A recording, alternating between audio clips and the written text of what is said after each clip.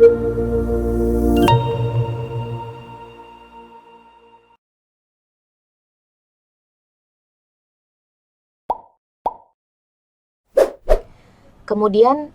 kita masuk ke bagian populasi.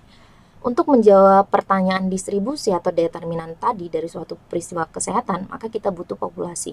Populasi ini adalah orang-orang yang akan kita amatin, ya, atau orang-orang yang akan kita lakukan studi tadi, ya, apakah dia surveillance epidemiologi, apakah dia bentuk penelitian atau investigasi, ya.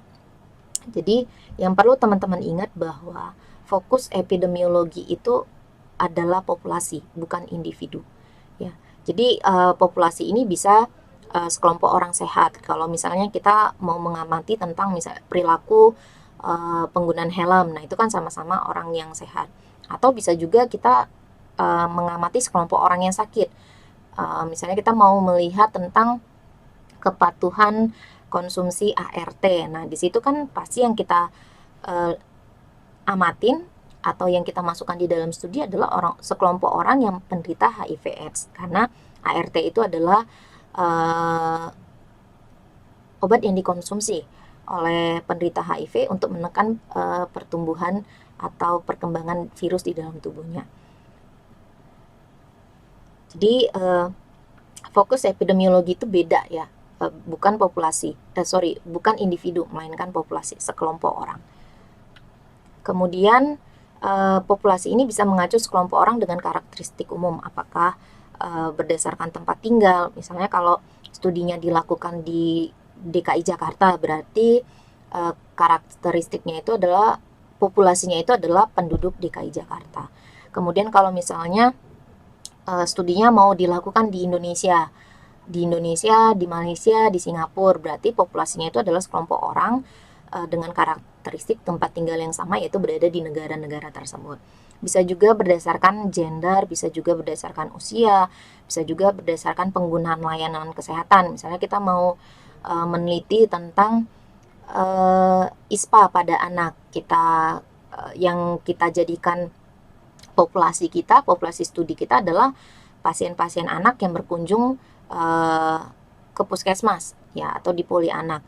Kemudian bisa juga mengacu pada sekelompok orang yang mengalami peristiwa hidup atau life event yang sama, misalnya mengikuti suatu prosedur medis, ibu yang melahirkan, ibu hamil, siswa di sekolah.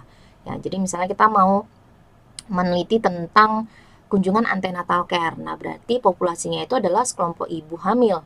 Nah, ibu hamil ini adalah sekelompok orang yang mengalami peristiwa hidup yang sama.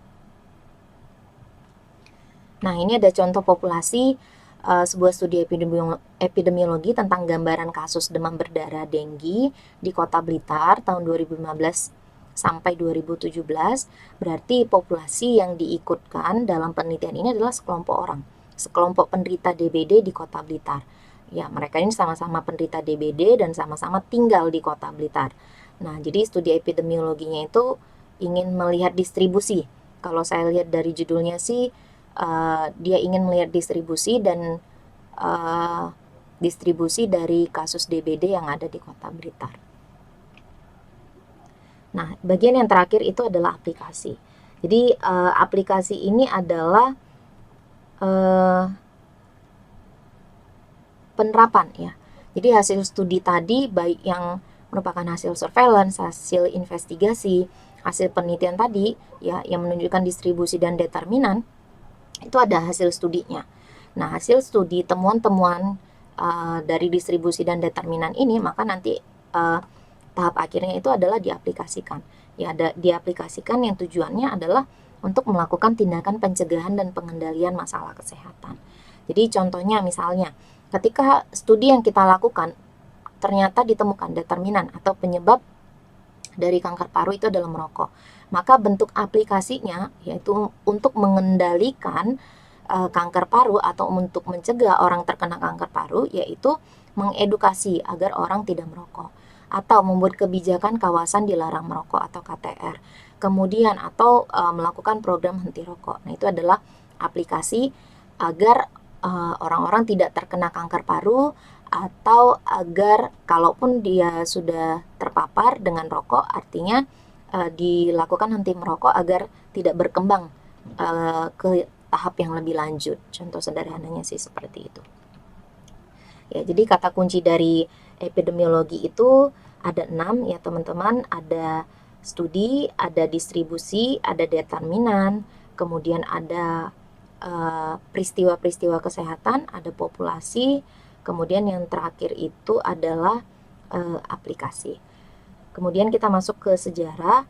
Ya, jadi epidemiologi ini sudah mengalami perkembangan ya, perkembangan dari zaman dahulu, kemudian sampai saat ini masih tetap berkembang. Dan ada banyak tokoh-tokoh yang terlibat di dalam atau yang berkontribusi untuk perkembangan dari epidemiologi. Nah, ada Hippocrates, ada John Snow, ada John Graham, William Farr, dan lain-lain. Yang di modul itu hanya dibahas beberapa saja. Nanti teman-teman silakan baca isi modulnya untuk lebih lengkapnya lagi. Yang terakhir itu adalah apa sih kegunaan epidemiologi? Ya, tadi kita sudah lihat dari kata kunci epidemiologi. Ya, jadi dengan dilakukannya sebuah studi, ya studi epidemiologi, maka bisa dilihat. Kita bisa lihat distribusi masalah kesehatan. Kita bisa melihat penyebaran dari masalah kesehatan. Sehingga kita bisa menilai kesehatan masyarakat. Ya. Kemudian yang berikutnya itu adalah membuat keputusan individu. Nah, keputusan-keputusan individu ini adalah bentuk aplikasi. Tadi jika ditemukan bahwa merokok itu adalah determinan dari kanker paru, berarti aplikasinya adalah henti rokok. Nah, itu adalah, dan ketika seseorang mengadopsi perilaku tersebut, dia berhenti merokok. Nah, itu dasarnya adalah dari studi epidemiologi. Dasar dia membuat keputusannya berhenti merokok itu adalah hasil dari studi epidemiologi. Kemudian yang keempat itu adalah dengan studi epidemiologi kita bisa melihat gambaran klinis spektrum penyakit. Jadi bisa diketahui apa saja gejala-gejala yang muncul dari suatu penyakit, dan juga bisa melihat perjalanan ya, riwayat alamiah penyakit atau perjalanan penyakit. Itu akan dibahas di pertemuan berikutnya. Yang keempat yaitu mencari penyebab ya, penyebab dari suatu masalah kesehatan atau determinan. Itu adalah kegunaan dari studi epidemiologi. Oke, terima kasih. Itu yang bisa saya jelaskan untuk pertemuan sesi yang pertama. Terima kasih sudah mendengarkan video ini. Selamat pagi, selamat siang, selamat malam.